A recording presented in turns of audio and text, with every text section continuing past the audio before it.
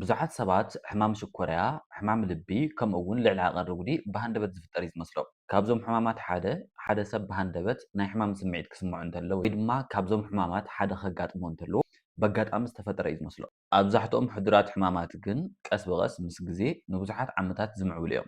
እዚ ማለት ሓንቲ ኣብ ኣመጋግባ ብንገብራ ጌጋ ጥራሕ ዘይኮነ መዓልታዊ ብንገብሮ ወይ ድማ ጌጋ ዝኾነ ምርጫ ምግቢ ብተደጋጋሚ ክንጥቀም እንተለና ዘጋጥሙ ሕማማት እዮም ማለት እዩ። ስለዚ ምግቢ ኣብዚ ጉልበት ጥራሕ ዘይኮነ ንሰብነትና ሓበሬታ እውን እዩ። ሕድሕድ ብንበልዓ ምግቢ መሰረት ድማ ሰብነትና ብሆርሞናት ኢንዛይማት ከምኡ'ውን ናይ ሜታቦሊዝም ለውጥታት ምላሽ ይህበና ማለት እዩ። በዚ መሰረት ሓደ ምግብታት ንክንጥንክር ይገብሩና፣ ሓደ ምግብታት ድማ ኣብ ውሽጢ ሰብነትና ዘለው ውሽጣዊ ሲስተማት ክጎድኡ ዝኽእሉ እዮም። ነዚኡ ድማ ናይ ሎማዓንቲ ቪድዮና ብዓለም ለኸ ደረጃ ኣዝዮም ልሙዳት ዝኾኑ ግን ድማ ንጥዕናና ጎዳእቲ ዝኾኑ ምግብታት ሓደ ብሓደ ክንርኢ ዝመረፅኩ። እዞም ምግብታት ብርግፅ መርዛማት ኣይኮኑን። ንሓደ መዓልቲ ወይ ድማ ንክልተ መዓልቲ ወይ ድማ ስሕት እንዳበልና ክንምገቦም እንተለና ዝኾነ ዓይነት ጥዕናዊ ፀገም ዘይከምፅሉና ይኽእሉ እዮም። ብተደጋጋምን ብቐፃልነትን ክንጥቀሞም እንተለና ግን ሕዱራት ንዝኾኑ ፀገማት ጥዕና ከቃልዑና ይኽእሉ እዮም። እቶም ናይ መጀመርታ ምግብታት ፋስት ፉድስ ወይ ድማ ኣዝዮም ፕሮሰስድ ዝኾኑ ምግብታት እዮም። ፋስት ፉድስ ብዓለም ለኸ ደረጃ ብበዝሒ ንምግብነት ዝውዕሉ እዮም። ከም በርገር፣ ፒዛ፣ ኑድላት፣ ዝተዓሸጉ ስናካትን ዝተዓሸጉ ስጋታትን ይርከብዎም። እዞም ምግብታት እዚኦም ንምቾት ተባሂሎም እዮም ዝዳለዉ። ኣብዛሕትኦም ድማ ዋግኦም ሕሳር እዩ፣ ንምስርሖም ቀለልቲ እዮም፣ ከምኡ'ውን ኣዝዮም ጥዑማት እዮም። ኣብዚ እንታይ ደኣ ተፀገሙ እንተኢልኩም ኣብዛሕትኦም ፋስት ፉዳት ልዑል ዝመጠኑ ሪፋይንድ ካርቦሃይድሬት ኣብ ውሽጦም ዝሓዙ እዮም። ከምኡ'ውን ጥዑያት ዘይኮኑ ስብሒታት ዝሓዙ እዮም፣ ንትራንስፋት ሓዊሱ ማለት እዩ። እዚ ጥራሕ ኣይኮነን ብተወሳኺ ኣርተፊሻል ዝኾኑ መጣዕምትን መዐቀብትን ዝሓዙ እዮም። እዚኣቶም ድማ ንሰብነትና ብዝተፈላለየ ኣገባብ እዮም ዝፀልዉ። ብኸመይ እዮም ንሰብነትና ዝፀልዉ? እዞም ፋስት ፉድ ዝበሃሉ ምግብታት ምስ በላዕና ብቐጥታ ሰብነትና ምላሽ ይህቡ እዮም። በዚ መሰረት ድማ ናይ ደም ሽኮር መጠን ብሓደ ግዜ ልዕል ይብል። ምክንያቱ ድማ እቲ ሪፋይንድ ዝኾነ ሕሩጭን ሽኮርን ብቐሊሉ እዮም ዝሓቁ። በዚ መሰረት ናይ ኢንሱሊን መጠን እውን ይውስኽ እዩ። ኢንሱሊን ድማ ሽኮር ናብ ዋሕያታት ንክንቀሳቐስ ዝገብር ሆርሞን እዩ። ትርፊ ጉልበት ኣብ ሰብነትና ከም ስብሒ ኮይኑ እዩ ዝቕመጥ። በዚ መሰረት ድማ ሰብነትና ነዚ ስብሒ እዚ ከቃፅሎ እንተዘይኽኢሉ ይዓብሮ ማለት እዩ። እዚ ከይዲ እዚ ብተደጋጋምን ብቐፃልነትን ዘጋጥም እንተኮይኑ ድማ ሰብነትና ንኢንሱሊን ብዝቐነሰ ደረጃ ተኣፋፊ ይኸውን ማለት እዩ። ናይ ኢንሱሊን ተኣፋፍነት ኣብ ሰብነትና ቀኒሰ ኣሎ ማለት ድማ ናይ ኢንሱሊን ተቃውሞ ከጋጥም ይኽእል እዩ ወይ ድማ ኢንሱሊን ሬዚስታንስ ክህሉ ይኽእል እዩ ማለት እዩ። ናይ ኢንሱሊን ተቃውሞ ድማ ዓይነት 2 ሽኮርያ ንክፍጠር ምክንያት ዝኸውን ሓደ ናይ መጀመርታ ደረጃ እዩ። ልዕሊ ዓቐን እዞም ምግብታት ብተደጋጋሚ ምዝውታር ድማ ንልዑል ዝኾነ ክብደት፣ ንስብሓዊ ፀላም ከብዲ፣ ንልዑል ዝኾነ ፀቕጢ ደም፣ ንምውሳኽ ኮሌስትሮል ኣብ ሰብነትና ከምኡ'ውን ንትሑት ዝኾነ ጉልበት የቃልዐና። በዚ መሰረት ድማ ሰብነትና ብቕዓቱ እንዳቐነሰ ይመፅእ ማለት እዩ። ከምኡ'ውን ዋላ ዝኾነ ዓይነት ስራሕ ከይሰራሕና እንዳሃለና ብቐሊሉ ድኻም ክስምዐና ይኽእል እዩ። ንኣብነት ሓደ ሰብ ብቐፃልነት እዞም ፋስት ፉድ ንብሎም ምግብታት ኣብ ሰሙን ካብ 4 ክሳብ 5 ግዜ ዝበልዕ እንተኮይኑ ኣብ መጀመርታ ምንም ዓይነት ተፅዕኖ ዘይከስተውዕል ይኽእል እዩ ወይ ድማ ዝኾነ ዓይነት ፀገም ዘይክፈጥረሉ ይኽእል እዩ። ድሕሪ 2 ዓመት ግን ናይ ከብዲ ስፍሒ ምውሳኽ፣ ጉልበት ምቕናስ ከምኡ'ውን ናይ ደም ሽኮር መጠን ዘይምምጣን ከጋጥሞ ይኽእል እዩ ማለት እዩ። ብኸምዚ እዮም ድማ እቶም ሕዱራት ዝኾኑ ሕማማት ዝጅምሩ። እቶም ካልኣይ ክነወግዶም ዘለና ምግብታት ወይ ድማ ብዝተኻእለ መጠን ክንቅንሶም ዘለና ምግብታት ድማ ሽኮራዊ መስተታት እዮም።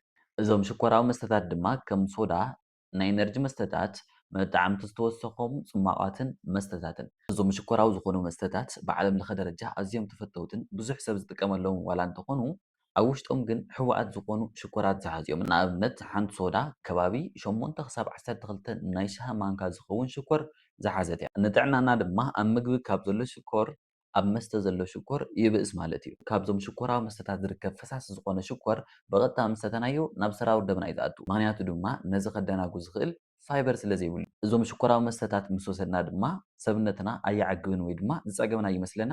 በዚ መሰረት ድማ ተወሰኽቲ ሽኮራዊ መስተታት ንደሊ ማለት እዩ። እዞም ሽኮራዊ ዝኾኑ መስተታት ምስ ሰተና ብቐጥታ ዘጋጥም ነገር ወይ ድማ ሰብነትና ዝህበና ምላሽ ድማ እቲ ናይ ደም ሽኮር መጠንን ናይ ኢንሱሊን መጠንን ብሓደ ግዜ ልዕል ይብል። እቲ ትርፊ ዝኾነ ጉልበት ድማ ሰብነትና ከም ስብሒ ክዓቁሮ ይጅምር። ጉልበትና ድማ ኣብ መጀመርታ ኣዝዩ ልዑል ይኸውን፣ ድሕሪ ዝተወሰነ ግዜ ድማ ኣዝዩ ዝቐነሰ ይኸውን። በዚ መሰረት ኣብ ሰብነትና ትሑት ዝኾነ ጉልበት ስለ ዝፍጠር ተወሳኺ ሽኮራዊ መስተ ንክንወስድ ንግደድ፣ እቲ ዑደት ድማ ይደጋገም ማለት እዩ። እዚ ከምዚ ዓይነት ብሓደ ግዜ ናይ ጉልበት መጠን ልዕል ምባልን ብሓደ ግዜ ኣብ ሓፂር ግዜ ምቕናስን ድማ ንሽኮራዊ መስተ ወይ ድማ ንሽኮር ብጠቕላላ ውልፋት ንክንከውን ይገብር ማለት እዩ። እዞም ሽኮራዊ መስተታት ብቐፃልነት ንጥቀም እንተኮይና ምስ ግዜ ንዓይነት ክልተ ሽኮርያ ናይ ተቓላዕነት ዕድል ኣዝዩ ንኽውስኽ ይገብር። ልዕሊ ዓቐን ክብደት ንኽንውስኽ ምኽንያት ክኸውን ይኽእል።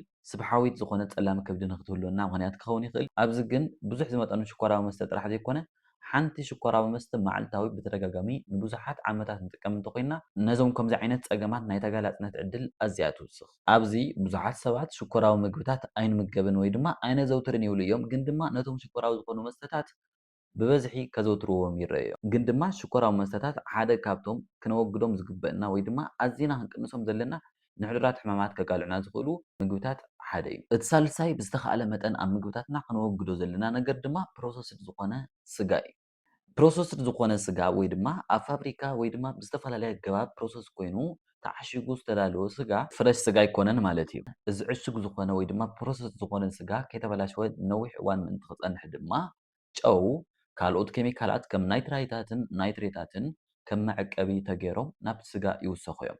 እዚ ከም ዝበለ ፕሮሰስ ዝኾነ ስጋ ንምንታይ እዩ ንጥዕናና ዘተሓሳስብ? ምክንያቱ ብርግፅ እዞም መዐቀብቲ ኬሚካላት ናብቲ ስጋ ክውስኹ እንተለዉ እቲ ስጋ ከይተበላሸወ ነዊሕ እዋን ንክፀንሕ ይሕግዙ እዮም። ግን ድማ እዚ ስጋ ምስ በላዕናዮ ኣብ ሰውነትና ክኣቱ እንተሎ ዘየድልዩ ንሰውነትና ጎዳእቲ ዝኾኑ ኬሚካላት ይፈጥር እዩ። ዝተፈላለዩ መፅናዕታት ከም ዝሕብርዎ እዚ ከም ዝበለ ፕሮሰስ ዝኾነ ስጋ ብቐፃልነትን ብስሩዕን ንጥቀም እንተኮይንና ንናይ ዓብዪ ማዓንጣ ካንሰር፣ ንልዑል ፀቕጢ ደም ከምኡ እውን ንዝተፈላለዩ ሕማማት ልቢ ናይ ምቅላዕ ዕድል ኣዝዩ ንክውስኽ እዩ ዝገብር። ስለዚ ከም ዝበለ ፕሮሰስ ዝኾነ ስጋ ጨው ድዩ ወይ ድማ ካልእ ዝተፈላለዩ መዐቀብታት ዝተወሰኹ ስጋ ብቐፃልነት ካብ ምጥቃም ምቁጣብ ወይ ድማ ኣዝና ክንቅንሶ ኣለና።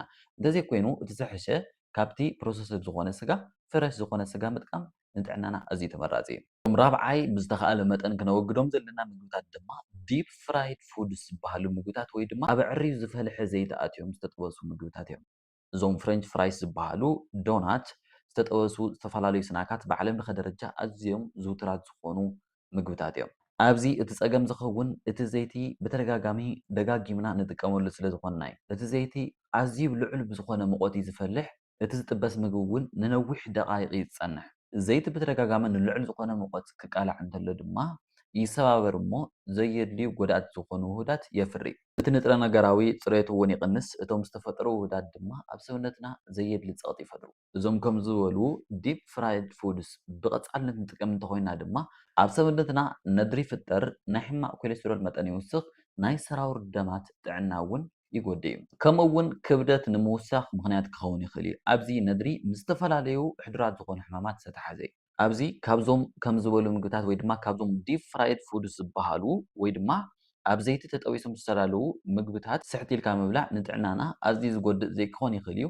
ግን ድማ ብቐፃልነት እዞም ከም ዝበሉ ምግብታት ነዘውትር እንተኮይንና ኣብ ሰውነትና ስብሒ ንክበዝሕ እዩ ዝገብር። ኣብ ሰውነትና ስብሒ ክበዝሕ እንተሎ ድማ ምስ ግዜ ንጥዕና ልብና ይጎዲ እዩ። እቲ ሓምሻይ ኣብ ምግብታትና ክንቅንሶ ዘለና ወይ ድማ ብዝተኻእለ መጠን ክነወግዶ ዘለና ጉጅለ ምግቢ ድማ ሪፋይንድ ካርቦሃይድሬትስ ወይ ድማ ዝተፃረየ ካርቦሃይድሬትን ምቁራት ምግብታትን እዮም። ዝተፃረዩ ካርቦሃይድሬታትን ምቁራት ምግብታትን ማለት ፃዕዳ ዳቦ፣ ኬክ፣ ብሽኩቲ፣ ፓስታ ዘጠቓለለ እዩ። እዞም ምግብታት ድማ ካብ ኣዝዩ ዝተፃረየ ሕሩጭ ወይ ድማ ሪፋይንድ ዝኾኑ ካርቦሃይድሬታት ተሰርሑ እዮም ማለት እዩ። እዚ ማለት እቲ ፋይበር ዝተወገደ እዩ፣ ንጥረ ነገራዊ ትሕዝትኡ ዝቐነሰ እዩ፣ ከምኡ እውን ምስ ተመገብናዮም ኣዝዮም ቀልጢፎም እዮም ዝሓቁ። ኣብ ሰውነትና ዝፍጠር ነገር ድማ እዞም ምግብታት ቀልጢፎም ይሓቁ፣ ኢንሱሊን ይውስኽ፣ ናይ ደም ሽኮር መጠን እውን ብድሕሪኡ ቀልጢፉ ይወርድ ማለት እዩ።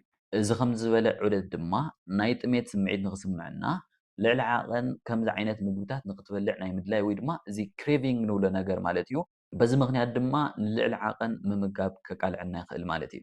ስለዚ እዞም ከም ዝበሉ ምግብታት ብተደጋጋሚ ምውሳድ ልዕሊ ዓቐን ክብደት ንምውሳኽ ኣብ ሰውነትና ድኹም ዝኾነ ናይ ጉልበት ምቁፅፃር ከይዲ ምህላው ብሽኮርያ ናይ ምጥቃዕ ዕድል ምውሳኽ ከምኡ እውን ዝተመጣጠነ ናይ ምግቢ ድሌት ንኸይህሉ የተዓናቕፍ። ኣብዚ ግን ካብዞም ምግብታት ስሕት ኢልካ ምብላዕ ንጥዕናና ፀገም ዘይክህልዎ ይኽእል እዩ። ግን ድማ ብቐሊሉ ክንበልዖም ንኽእልን ብቐሊሉ ክሓቁ ዝኽእሉ እዮም። በዚ ምክንያት ልዕሊ ዓቐን ክንበልዕ ንኽእል ኢና። ምክንያቱ ንነዊሕ እዋን ፅግብ ኢልና ንክንፀንሕ ኣይገብሩን። ስለዚ ድሕሪ እዞም 5 ዓይነታት ምግብታት ምፅራሕና ሓደ ነገር ግልፂ ይኸውን። ሓደ ግዜ ወይ ድማ ስሕት ኢልካ ካብዞም ከም ዝበሉ ምግብታት ምብላዕ ዝኾነ ዓይነት ፀገም ዘይከምፅእ ይኽእል እዩ።